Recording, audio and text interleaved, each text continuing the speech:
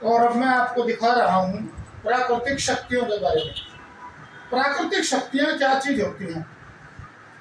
आप ये कहेंगे कि ये तो रामायण में भी हमने देखा है, टीवी में भी देखा है, किताबों में भी लिखा हुआ है, परंतु अब मैं आपको ये बताना चाहूंगा कि अयोध्या में श्री रामचंद्र जी का जन्म हुआ। श्री रामचंद्र जी का जन्म जहां हुआ वहीं पर अयोध्या का मंदिर बना हुआ था। ये सत्य है। मैं ये पूछता हूं भारत के लोगों से कि क्या ये सत्य है? ये सत्य है। रामचंद्र जी भगवान है। और कौन है? विष्णु के अवतार हैं। उनको हम भगवान कह सकते हैं, परमात्मा कह सकते हैं, देवता कह सकते हैं, और इसके साथ साथ में हम उनको प्राकृतिक शक्ति भी कह सकते हैं। प्राकृतिक शक्ति, क्योंकि ये सभी देवता जो हैं प्राकृतिक शक्ति होते हैं। अभी चर्चा कहाँ पर चल रही है? प्राकृतिक आपदाएं। प्राकृतिक आपदाएं क्यों घटित हो रही है? बहुत अधिक दुर्घटनाएं और एक्सीडेंट हो रहे हैं, बहुत अधिक मात्रा में बादल फट रहे हैं, बाढ़ से जलमग्न हो रहा है इलाका, दुनिया मर रही है, हार्ट अटैक, कैंसर की घटनाएं बढ़ती जा रही हैं, बहुत ही अधिक। इतनी हालत खराब हो गई है मनुष्य की कि मनुष्य पशुओं की तरह मर रहा है और उसकी लाशें, उसके शव उठाने के लिए कोई तैयार नहीं है। कोरोना काल का मैं आपको याद दिलाता हूँ। कोरोना काल में आदमी का लाश, जो आदमी की लाश थी, वो टमाटर के रेडे में चली, टमाटर के रेडे में, और कोई भी उसको उंगली लगाने को तैयार नहीं था। उस समय तुम्हारी देवतागिरी कहाँ गई थी भाई? अब मैं आपको ये पूछना चाहता हूँ कि ये हनुमान जी हैं। हनुमान जी पर्वत उठाकर लाए हैं। अभी न्यूज 18 वालों ने टीवी पर दिया है कि चमोली से हनुमान जी पर्वत उठाकर लाए थे। चमोली से। चमोली उत्तराखंड में है, और उत्तराखंड के मुख्यमंत्री को यह पता नहीं है कि आपदाओं की फाइल कितने समय से उसके मुख्य कार्यालय में सड़ रही है, पड़ी हुई। अब मैं आपको बता रहा हूं, आगे और बताता हूं। हनुमान जी ने जो पर्वत उठाया था, कोई भी ऐसे पर्वत को उठाकर दिखा दे, भारत में नहीं, भारत से बाहर भी क्यों नहीं उठा सकता? हनुमान जी एक प्राकृतिक शक्ति हैं, उसको देवता भी कह सकते हैं। हम मनुष्य प्राकृतिक शक्ति नहीं है। मनुष्य में और देवताओं में क्या अंतर है? अब आपको यह देखना बहुत जरूरी है। मैंने आपको पहले बताया है कि हमारी संपूर्ण प्रकृति काल रूप है। काल रूप, उसी के अंदर देवता का रूप भी है, उसी के अंदर काल का रूप भी है। इसके साथ साथ मैं आपको ये बताना चाहता हूं, देवताएं जो हमारे हिंदुओं के ग्रंथ हैं उसमें यह लिखा है कि किसी को अगर ठेस पहुंचाते हैं या जानवर को मारते हैं और जो आत्मा को ग्लानि प्रकट होती है वही दुख है। इसी तरह जो कुरान है, कुरान में भी ये बात लिखी हुई है कि अगर आत्मा को ठेस पहुंचाने वाला कोई कार्य आप करते हैं तो वह कार्य ही काल है, गलत। अब मैं आपको ये दिखाने का प्रयास कर रहा हूं कि देवताओं ने भारत में कितनी बार जन्म लिया। श्री रामचंद्र जी ने अयोध्या में जन्म लिया, नंबर 1। नंबर 2, श्री कृष्ण जी ने यदुवंश में मथुरा में जन्म लिया, वो भी प्राकृतिक शक्ति थे, नंबर 2। नंबर 3, हिरण्यकश्यप ने, भगवान नरसिंह ने नरसिंह अवतार धारण करके और हिरण्यकश्यप का पेट फाड़ दिया, नंबर 3।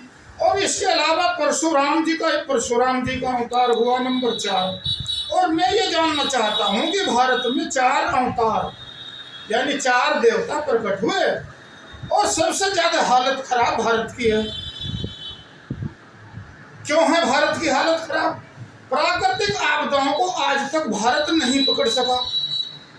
हजारों वैज्ञानिक सड़कों पर धूल चाट रहे हैं, परंतु आज तक किसी भी वैज्ञानिक ने यह नहीं सोचा कि ये जो प्रकृति है ये क्या कर रही है। हमारी प्रकृति काल है या कुछ और है? ये जो हमारे देवतागण घूमते हैं, आसमान में उड़ रहे हैं, यही तो प्राकृतिक शक्ति हैं। इनके जन्म से, इनके प्रकट होने से हमें प्राकृतिक आपदाओं को पकड़ना चाहिए था।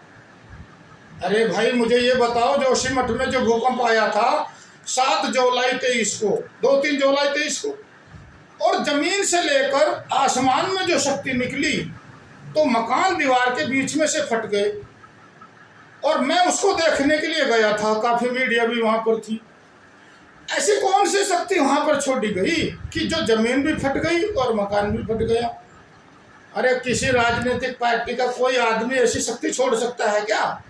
चाहे उसको खरबों रुपया दे दो, नहीं छोड़ सकता। ये सब शक्तियां आसमान से चलती हैं।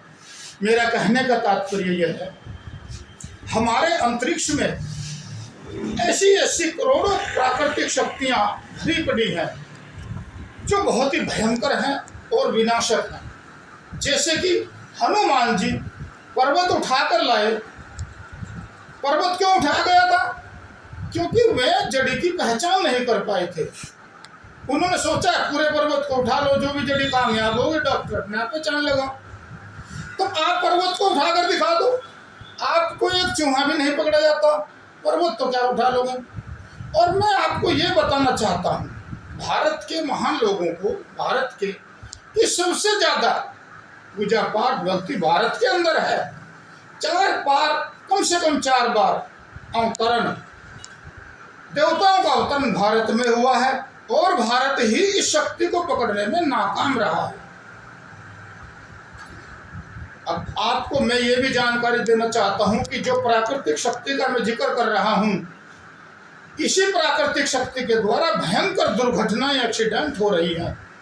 क्यों हो रहे हैं? क्योंकि ये काल रूप है और काल किसी का रिश्तेदार या भाई नहीं होता। काल काल है, उसके अंदर दया और करुणा नहीं होती। मैंने काल में मनुष्य में अंतर बताया था वीडियो में। मनुष्य में दया और करुणा होती है, काल के अंदर दया और करुणा नहीं होती। उसको ये मारना है तो मारना है, कोई भी हो चाहे। काल मनुष्य को दया आएगी, इसके मैं आपको इसका पहले अंतर बता दिया। अभी मैं प्राकृतिक शक्तियों का जिक्र क्यों कर रहा हूँ? मैं आपका मनोरंजन नहीं करा रहा हूँ। कभी आप ये सोचे कि ये घर से ठल लिया और यहाँ आकर खड़ा हो गए टीवी के पास में। मैं मनोरंजन के लिए नहीं आया और ना मैं घर से ठल ली। मैं देव प्राकृतिक शक्तियाँ दुर्घटनाएं कर रही हैं, प्राकृतिक शक्तियों से बाढ़ आ रही है, प्राकृतिक शक्तियाँ बादल फाड़ रही हैं, प्राकृतिक शक्तियाँ जो हैं जमीन फाड़ रही हैं। मैं ऐसी प्राकृतिक शक्तियों को आपको पहचान करा रहा हूँ क्योंकि मैंने 22 वर्षों में उन प्राकृतिक शक्तियों को, मॉनिटरिंग पावर को खोज कर निकाला है। भारत के बड़े बड़े शास्त्र, पुराण, वेद सभी का अध्ययन करने के पश्चात महाभारत का युद्ध का अध्ययन किया, रामायण के युद्ध का अध्ययन किया। रामायण और महाभारत काल की जो खुदाई चल रही है, जो हमारा ये पुरातत्व विभाग कर रहा है, कुरुक्षेत्र में खुदाई कर रहा है। रामायण के जो फील्ड था वहाँ पर जहाँ युद्ध, वहाँ भी खुदाई की गई है। इसी तरह आला उदल, जो यूपी में आला उदल जो युद्ध हुआ था, उसमें भी खुदाई की गई है। सभी खुदाई में बड़े बड़े अस्त्र शस्त्र और बड़े बड़े लोगों के कंकाल मिले हैं। तो अब आप ये कहते हैं कि ये कोरी कल्पना है जी। अरे भाई, कोरी कल्पना है तो अब आप मुझे ये बता दीजिए कि धरती में से कंकाल और हड्डी कहाँ से निकल गई है? ये आप मुझको, हाँ ये बस मेरी बात बता दीजिए। अभी मैं हनुमान जी की बात आपको दिखा रहा हूँ। हनुमान जी ने पर्वत उठाया और लेकर चल दिए। कोई आम आदमी इसको नहीं उठा सकता क्योंकि ये प्राकृतिक शक्ति है। इसी आधार पर और इन्हीं सब चीजों का मैंने अध्ययन करने के बाद में प्राकृतिक शक्तियों की, मॉनिटरिंग पावर की, धरती को फाड़ने वाली, आसमान बादल फाड़ने वाली जो जितनी आपदाएं, सुनामी आती है, मैंने इन पर रिसर्च कर लिया है, इन पर शोध पूरा कर लिया है। और इस शोध को पूरा करने में मैंने आपको बता दिया कितना समय लगा। अभी मैं आपको आज जो दिखा रहा हूँ, मेरी पत्रावली, मुख्यमंत्री ने 4 बार आदेश किए डीएम को, परंतु डीएम इतना बड़ा भगवान देवता बना हुआ है कि वह किसी की बात को सुनने को तैयार ही नहीं है। क्योंकि डीएम जो है फुल एंड फाइनल पावर बनना चाहता है। डीएम ये चाहता है कि तेरे से बड़ा कोई है ही नहीं पृथ्वी पर। परंतु अभी मैं बताना चाहता हूँ कि गाजा का जो हाल हुआ है, अभी डीएम ने उसको ध्यान से नहीं देखा, तनख्वाह निकाल ली और घर में बच्चों को दे दी। माल पिया और पड़ गए। तो ये मैं गाजा की तरफ ध्यान दिलाना चाहता हूँ कि गाजा में क्या हुआ है कर्मण्यता का हाल क्या होता है, इसको आप देखते रहिएगा बाद में चल के। अभी इसकी मैं आपको ताकत के बारे में बताता हूँ, प्राकृतिक शक्तियाँ। प्राकृतिक शक्तियाँ क्या होता है, अभी आपको छोटा सा उदाहरण बताता हूँ। तहसील लक्सर के अंदर एक ही तहसीलदार की सीट पर सबसे पहले एक तहसीलदार और 2 उसके ड्राइवरों का एक्सीडेंट हुआ। भोपाल तहसीलदार था जो कार्यवाहक था। उसके बाद में उसी तहसीलदार के पद पर श्रीमती सुनैना राणा तहसीलदार और उसके 2-3 चालक थे। वो जब उधर से गाड़ी लेकर बिजनौर से मुरादाबाद साइड से लौट रहे थे तो उनकी गाड़ी नहर में गिर गई और 4 की मृत्यु हो गई। अब एक ही तहसीलदार के पद पर पहले दुर्घटना हुई भोपाल की 2-4 दिन पहले, और फिर उसके बाद सुनैना राणा और उसके कुछ सहायकों की मृत्यु हो गई। अरे भाई क्या आफत हो गई, एक ही पद पर कितनी बड़ी मुसीबत खड़ी हो गई। तो ये क्या चक्कर है, अब दूसरा चक्कर बताता हूँ मैं आपको इसी के साथ साथ। तहसीलदार के पास में ठीक एसडीएम का कमरा है। एसडीएम साहब जो थी वो मैडम थी और रुड़की से अपनी गाड़ी पर आ रही थी। चूंकि भारत में पैसे की कमी पहले से ही चली आ रही है, यहाँ मंत्रियों को हजम करने के लिए पैसा बहुत है परंतु ड्राइवरों को तनख्वाह देने के लिए पैसा नहीं है। तो मैडम के पास निजी ड्राइवर नहीं था, वो होमगार्ड था एक, वो रात का जाकर जो गया होगा, और उसने वो जो अपना वो वहाँ से एक्सीडेंट सुनामी नहर लक्सर के पास में एक्सीडेंट ट्रक के साथ में हो गया और मैडम जो है उसको वहाँ भयंकर चोट लगी। 1 महीना अस्पताल में एडमिट होने के बाद मैडम की मृत्यु हो गई और उसके चालक की मृत्यु ऑन स्पॉट ही हो गई मौके पर। अब मैं आपको बताता हूँ कि इधर तहसीलदार का कमरा है और इधर एसडीएम साहब का कमरा है। तो एक ही जगह पर लगभग 5-6 लोगों की मृत्यु हो गई। अरे भाई क्या आफत हो गई, तहसीलदार के पद पर भी मृत्यु, एसडीएम के पद पर भी मृत्यु है।